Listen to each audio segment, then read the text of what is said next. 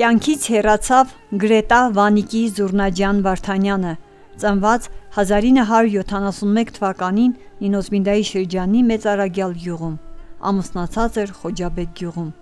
Հողարկավորությունը տեղի կունենա հուլիսի 29-ին Խոջաբեկի գերեզմանատանը։ Ամուսինը Հարությունը, զավակները Անտրանիկն ու Աղունիկը խորովշտով սգում են իրենց սիրելի կնոջ և մոր Գրետա Վարդանյանի անժամանակ մահվան կապակցությամբ։ Մի ամառային արևածագի հոգուս կենսատու արևը խամրեց, թողնելով դառը հետք իմ կյանքին, մայրս հավերժի ճանապարհ բռնեց։ Լուր գնաց, մաշված դաժան ցավերից ու չթողեց մեզ ոչ մի սփոփանք, որ մեզ պարգևած իր նվիրումից